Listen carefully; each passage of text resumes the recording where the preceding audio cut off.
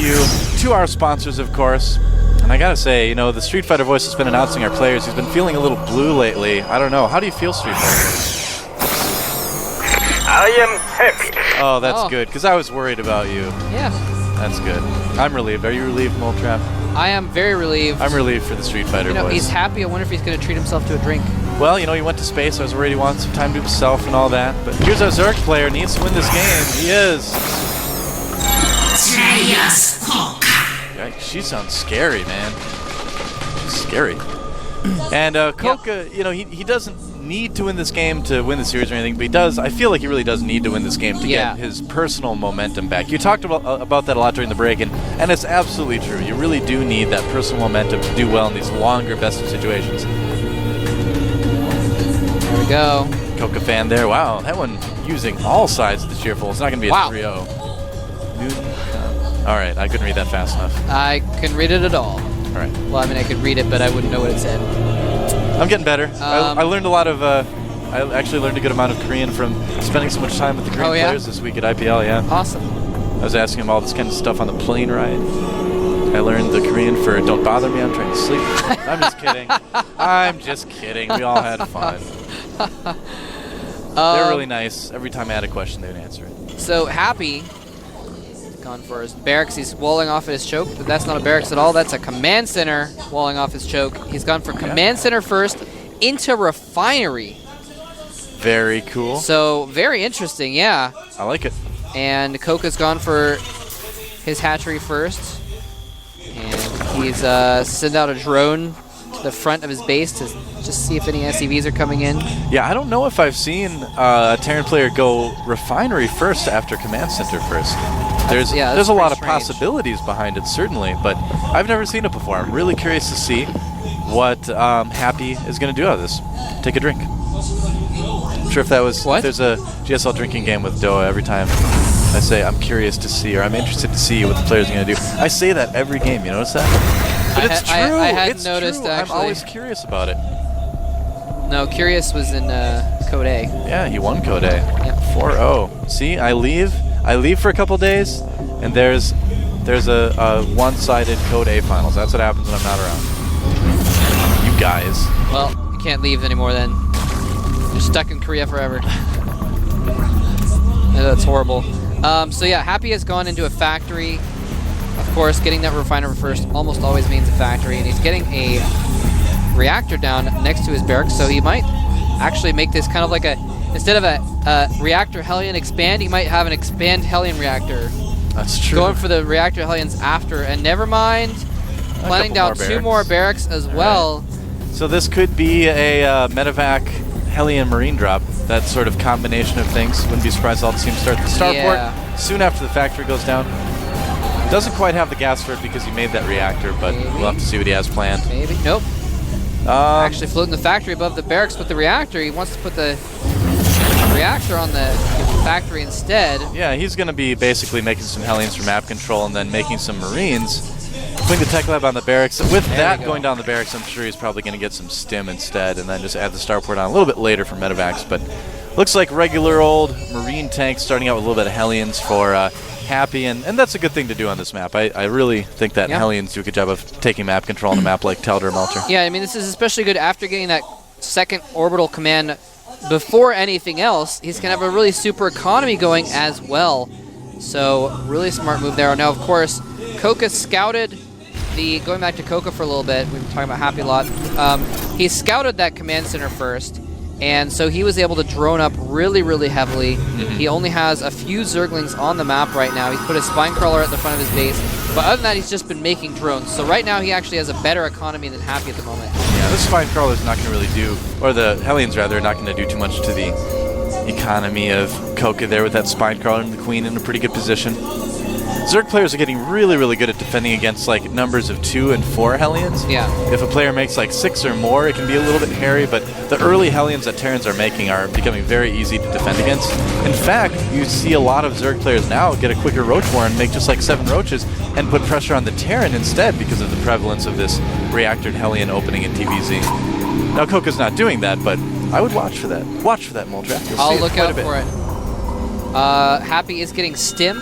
He only has the one tech lab, and there's the starport on the reactor as expected, as you mentioned, Doa. Yep. And he's found this third base. I see. Secreted off to the side, forced to cancel his spine crawler. That's why Hellions are so nice. He's going to have to cancel both of those, and that Queen is going to wish she had never popped out of the ground. Those Hellions are going to absolutely own her. Yes, Goodbye, they Queen. are. Goodbye, Queen. Yep. You are now a hunk of charred flesh. That's right. Interesting decision of CoCa to go for that 6 o'clock base. The reason why he did that is because he didn't want to make units to take out the rocks at his third, and he wanted to get that third up as early as possible to match the quick command center of Happy, so he needed to get the third up quickly, and he couldn't afford to spend time breaking down the rocks. His Overlord's going to see exactly what's going on. Is he actually going to see? Let me check. Let me check. It only saw 2 of the barracks. That's enough. He saw exactly what he needs to see to know what his opponent is doing. Yeah. So he knows his opponent's going Marine tank. Now he can prepare accordingly. I liked CoCa's idea to take that third base in that location to... it's not a place where a lot of Terrans would normally scout, but Happy is just really on top of things this game. Yep. Well, he might have even kind of known, he might have seen through that logic that CoCa went through and been like, all right, well, actually, if I went this and he doesn't have any units out, because I've only seen a couple Zerglings, then he's got to have a third somewhere. I need to look around for it. Yeah, he didn't see any roaches or anything like that either, so his gamer sense was tingling, his star sense. That's right. Zergling's going to run in the front and see what's going on. Nope, can't quite fit between those depots, sorry. That Zergling just looked like a happy little puppy trying to get to the base and just died. That was sad. And there is a huge attack. Speaking of happy puppies, Happy is going to be a puppy. I don't know how that works, but he's going to kill off this third base in a moment if CoCa doesn't do something soon. Happy's puppies are advancing on this base, but does CoCa have enough? Oh, gets a good surround on the Hellions, but not enough Zerglings. This base is going to be taken out pretty quickly, I think. That was a beautiful surround, but Hellions do so much damage to Zerglings, and he had several of them, so especially with the Marine support, takes out all those Zerglings very quickly. And he's going to camp these eggs, make sure nothing comes out of here and lives. One Zergling gets away to tell the others. There goes the short-lived third of CoCa. Now he is getting some more Zerglings and Banelings out. Spire just started as well, so he'll be able to start to put on the Muta Harass a little bit, and that'll be good for kind of finally giving him some breathing room, because it's going to kind of force Happy to defend well against it. I think he's hoping to catch him and and sandwich him and get the Banelings in the mix as well. Banelings, the Marines are cornered. Oh, beautiful. 2 Banes take out the most of those Marines that were left. Yeah, really nicely done by CoCa to trap those units there. And this will be great. This is actually exactly what CoCa needed to do. Exactly. To prepare Happy's base as well for the Muta Harass. He needed to take out a lot of those Marines. He can take a third safely now. And so CoCa is definitely back in this game for sure. Yeah, he definitely needed that. He's trying to remake his third at the sort of the 7 o'clock position, in the closer position. Baneling speed is almost finished. And yeah, he's been making he's been making lots of Zerglings, not too many Banelings. So he's going to have the money for some Mutas when his Spire pops in a moment. I don't know. Actually, no, he's not going to have the money for it because he sees his attack and he made a lot of Banelings in response. I don't know. CoCa was planning on trying to bust the front. In fact, he still might. Yeah, he's going up to the natural. CoCa's going to try to bust the natural at Happy's base with some Zerglings and Banelings, as we see Happy putting some pressure on some tanks and Marines as well. I'm watching that mini-map. Oh, here we go. CoCa, I don't think this is enough, man. No, he should have held back for more. And he's actually... the other side. And the timing didn't quite work out. No, that was... That was a good idea, but not executed very well. If he'd come in from both sides at the same time, that could have worked really well, but instead CoCa just timed it incorrectly. Oh, nice Marine stutter stepping by Happy, and he takes out the natural. Wow, it looks like 2 Mutas flooded that natural and exploded. That was an exciting way to be born, huh? That would be cool. Yeah. If every time you lost a hatch, you got a couple extra Mutas. That'd really mess up CBC. That'd be handy. All right, and just too many Marines. GG. GG. WIWI is actually the Korean characters for GG on the keyboard, but he had it set on English, so there you go. I'm happy. he's happy too. He's happy Yes. about going up 2-0 here. He looks. Looking He still looks pretty unstoppable. solemn, but I'm sure he's happy on the inside. CoCa. That guy's not happy. No, he's not happy at all. Well, poor CoCa. He's he took a risk that game. I thought it was a good risk, but it was a risk just the same, and it paid off.